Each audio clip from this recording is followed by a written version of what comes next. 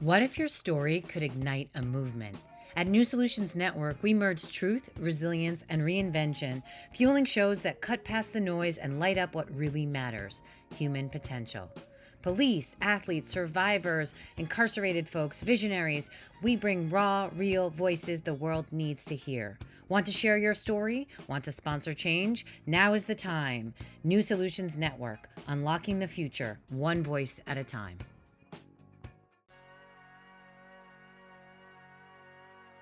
Okay. Hello. Hello. Welcome to your home. Yeah. Yeah. It's Natanya and Marvin sitting down in Marvin's house. Yeah, I'm not used to being on this side, so thank you for having me. Thank you for agreeing. Of course. If you don't know, Marvin is the founder, creator, magician behind Bravery Studios here in fabulous Garfield, where the New Solutions Network has been working to put on many of our shows. And we are grateful. Besides it's so much more than a studio. It's so much more than a studio. But I was wondering if we could take a couple minutes and talk about how you decided to become a podcast. No, you had that works too. I was going to say ringmaster. You know, how you decided to essentially not only, be in the business of producing and creating and editing, but also hosting all of these wonderful, talented people in your space. And what got you here, and how's it going? I'll answer the second one first. It's going extremely swell. I love what I do. I love listening. I like being around a diverse cast of colorful people. And I like seeing things from every different angle. I don't want to live in an echo chamber. So I like, speaking with someone like yourself and then someone who, is super into cars, or someone who's super into movies, like just seeing everything from every different angle. It's like a kaleidoscope. Yeah, the passions that they express, right? Absolutely. It's kind of like listening to like Sgt. Pepper's, for the 100th time, and discovering a new instrument that you never heard before in the background. Amazing. Yeah. So what you can't see from this shot, this is just one of the rooms here. There's a lot of really cool spots. And then when you walk in down the hallway, Marvin has looks like a record collection, but it's really the logos of all the shows, and just the diversity. The names are really cool. The kinds of people that come. That's another thing I asked. I was like, Marvin, can I interview all the podcast people? Because it's just so fascinating. Like you said, people have such diverse interests. Yes. And you are you have a very incredible way of staying very grounded and very neutral no matter what is going on. Yes. I know I have stood beside you in the booth over there when the hosts or guests were saying things that were maybe not aligned to our own personal beliefs or things like that. And we have a moment, and I'm like looking at you, looking like, what do we do? And you're just calmly like, okay, probably going to edit that. And or there's expletives and curses, and you're like, he's writing down all of the curses that they say, because when we do stream on radio, we have to remove all the cursing and all that kind of stuff. Yeah. And he's just very even-keeled through real torrential chaos. And it's really admirable. Thank you. But also, it seems like it's fun. It is. I compare myself a lot to... is it Ted Danza or Ted Danson? Who's on Cheers? Tony Danza is the... Tony Danza is from Who's the Boss? You're Tony Danza and Ted Danza. I could be both, right? Yeah. But I like to think of this place like Cheers. Like it's a podcast studio, but it's also a creative community. So, I think of it like the bar where everyone knows your name. That's how I like to think of this place. And I don't pass judgment. I don't have a monopoly on truth, so I try to stay... Or PC-ness. You let everyone say whatever they want. That's really cool. To an extent. Yeah. I mean, if it's really hateful. We can't go to the extremes. No. Yeah, that can't happen here. But for the most part, I haven't really encountered anyone who went to the extreme here, thankfully. So, no, I love everyone that has created art here. And I call it art rather than content, because I think that gives it less of a boardroom feel and more of a colorful, beautiful take on what I do. I feel like the word content is very generic. It almost feels like what ChatGPT was going to spit out. It's what AI would say that I do for a living, but I rather think of it as, we create, moments, and we take part in the art of conversation. Yeah, you do, and help people really express and connect. And there's some kind of cool things too about this actual building. It was a YMCA, so not a bar. Right. That's right. But we know that there was a lot of probably knee scrapes and all kinds of stuff happened in here. But a lot of creative, like the Y has a history in being a safe haven for a lot of people, families, and all different kinds of folks. So I don't know. I just kind of think that's a cool thing. There's not much evidence that it was a Y, but every once in a while there's like a tiny little decal in one of the windows down there. And that's kind of this, I don't know. I always thought that was a kind of a cool thing. Yeah. Because I always think of positive associations. I love the fact that this was a YMCA before. Yeah, absolutely. It gives me...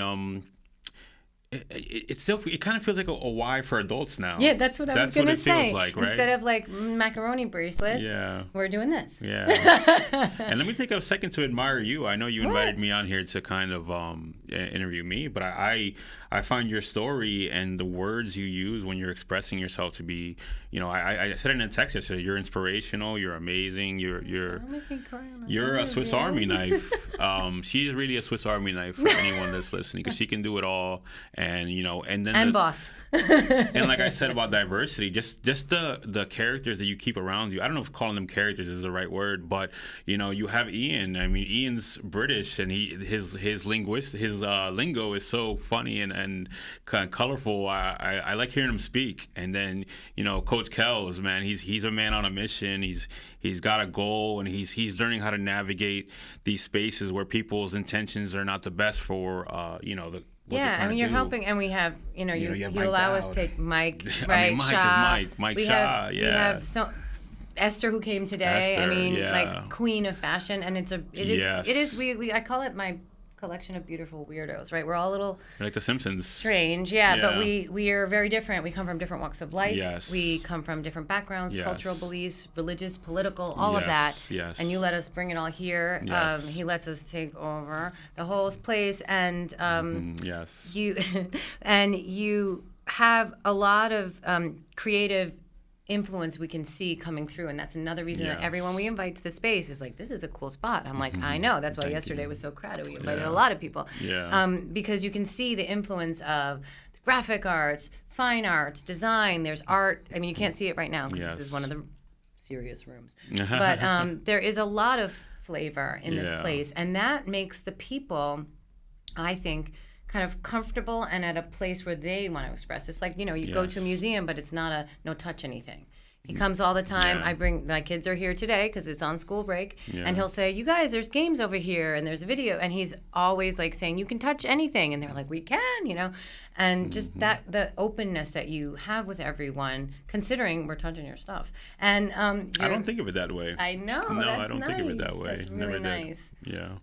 But some of the, can you talk a little bit about a couple of the podcasts? I mean, I don't know I can think we can talk about them, or the kinds of podcasts that you have here now. Absolutely. I guess I can talk to the person I recorded yesterday, last night. Jason Enrique with the First Class, Second Place podcast. He interviews a lot of musicians, a lot of actors, a lot of just people doing amazing things in Jersey and New York. We've gone networking to different places, and he's very good at navigating rooms too, and shaking the right hands, and bringing a diverse cast of people here also. Shout out to Mina Mendoza. She's a childhood friend. I've known her since 5th grade. She's the queen of spice. So if you see her podcast, it's very spicy stuff going on there. But she's just a great conversationist, and she will make you laugh like throughout the entire podcast. An hour of just smiling. Which is basically medicine. Yeah, right? It really is. It really is. And she's asked me before, like, how's what I do art? And I said, it's an artist. It's the art of conversation. Yeah. And it's entertaining. So. I absolutely love her and what she does here. Shout out to Ugo. Ugo talks sports and he speaks movies. He's a very diplomatic man. Sometimes I look at what he does in tough situations and see how he handles it. And you use that as like a guide. Yeah, and use it as a guy, because Ugo's definitely Mr. Get Along. Not that he's not a floor mat, but he's definitely the king of handling things very diplomatically. Yeah, diplomatic. Yes, it means it doesn't, because you still, like you said, a doormat is not going to be contentious, but it doesn't necessarily command any respect. A diplomat bingo. So I know what you're saying. Yeah. And who else can I speak on that's been here a long time? I mean, there's so many. Like I said, I have the I don't know if you know anime at all, but we have the One Piece Talk. They just changed their name to TOPT. Your son actually. I was about to say, every time anything I said, there's one piece left of whatever. One piece? I'm like, oh my goodness. So I have a little bit of a trigger when I hear the word One Piece, but yes, I do know what that is. So yes, and you we met have and an David anime talked about that podcast yesterday. here, and they're doing big things. They just did a panel at a New York con, which is a convention, and they're doing really big things. And then we've had some fun on the road. You take this show. He takes this show on the road, and they haul a lot. There's like bins of wires and things, and I was like, damn, I didn't even know what you had to do. A lot of respect for that. But we've gone. You went to Philadelphia to those. I mean, and you've gone all over. I'm just saying the places I know. Yeah. But you're doing events in September coming up. You have something. That's right. We're gonna do our first networking event of the year, end of September. So. Do you have the date yet or not yet? No, I don't have the date yet. We're still in the planning phases of it. But essentially, it's going to be a humble event. It's just going to be everyone that records here and everyone that just wants to show up. Yeah. Just coming together and well, you know, we can fill it up. Cutting pies. Like we can fill up the place. Of course. So, that. And then you did the one, was it Weehawken or Jersey City? We did Jersey City 902 for the Anti-Hero podcast. Yeah. Which that was a great experience as well. We actually did Anti-Hero in Miami last weekend, or that's 2 weekends ago, actually. Oh, yeah. All right. Yeah. Wow. So we did them again, and they're great guys. It's always great to work with them.